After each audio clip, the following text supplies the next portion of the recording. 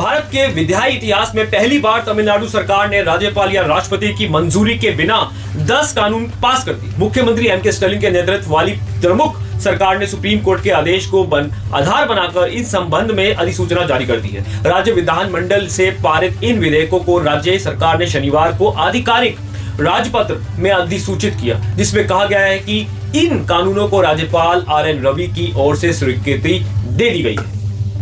तमिलनाडु सरकार का यह निर्णय देश में एक ऐसा पहला उदाहरण है जहां राज्य सरकार ने राष्ट्रपति या राज्यपाल की स्वीकृति के बजाय न्यायालय के आदेश के आधार पर कानून को लागू किया। जी हां, सुप्रीम कोर्ट के आदेश पर यह कानून लागू हुआ। राज्य सरकार की ओर से अधिसूचना सुप्रीम कोर्ट की तरफ से अपनी वेबसाइट पर फैसला अपलोड किए जाने के एक दिन बाद जारी कर दिया गया। शीर्ष अदालत ने अपने आदेश में विधेयकों को मंजूरी देने में देरी करने और विधायकों की ओर से उन्हें पुनः पारित किए जाने के बाद उन्हें राष्ट्रपति के पास भेजने के लिए राज्यपाल की आलोचना भी की है। सरकार के राज्यपत्र अधिसूचना में सुप्रीम कोर्ट के 8 अप्रैल के आदेश का हवाला दिया गया है, जिसमें कहा गया है कि राज्यपाल की ओर से विधेयक लौटाए जाने और विधायिका का तरफ से उन्हें पुनः पारित किए जाने के बाद राज्यपाल को संवैधानिक रूप से उस पर सहमति देना आवश्यक है और वह इसे राष्ट्रपति के पास नहीं भेज सकते।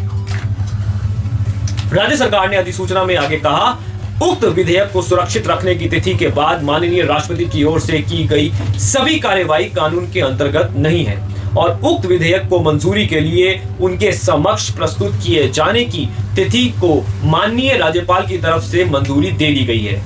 10 विधेयकों में से 9 मुख्य रूप से विश्वविद्यालयों पर राज्य के नियंत्रण से संबंधित है, जो राज्यपाल को प्रमुख संस्थानों के कुलाधिपति के रूप में प्रतिपादित करती है।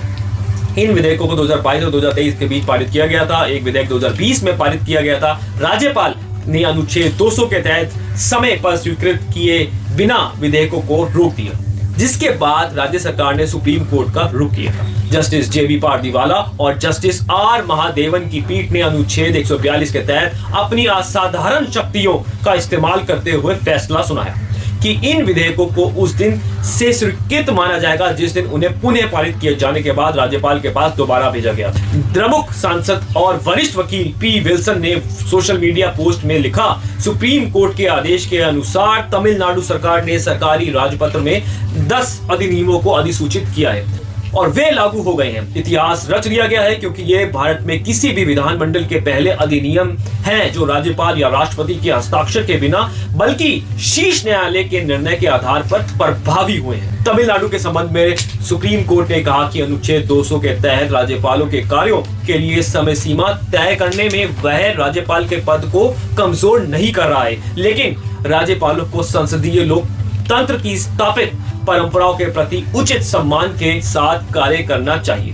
Justice J B. Pardiwala, justice R. Mahadevan की पीठ ने तमिलनाडु के राज्यपाल आर.एन. रवि की ओर से विधानसभा से पारित विधेयकों पर बिना किसी कार्यवाही के रोके रखने के कृत्य की आलोचना करते हुए 8 अप्रैल के अपने आदेश में कहा, हम किसी भी तरह से राज्यपाल के पद को कमतर नहीं आंक रहे हैं। हम बस इतना ही कहना चाहते हैं कि राज्यपाल को संसदीय लोकतंत्र की स्थापित परंपराओं का सम्मान करते हुए काम करना चाहिए।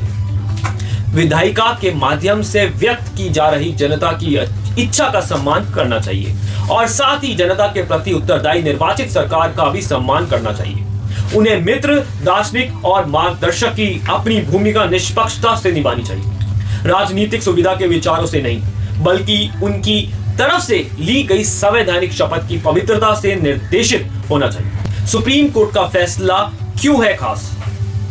राज्यपाल और राष्ट्रपति की ओर से शक्तियों के प्रयोग के लिए समय सीमा का निर्धारण भी किया गया है, जबकि संविधान में स्पष्ट रूप से ऐसा कोई प्रावधान नहीं है। शीर्ष अदालत ने विधेयकों की स्वीकृति घोषित करने के लिए अनुच्छेद 142 के तहत अपने असाधारण शक्तियों का प्रयोग किया है। दोस्तों नमस्कार, मैं निखिल गुप्ता, एक्सप्रेस न्यूज। नमस्कार।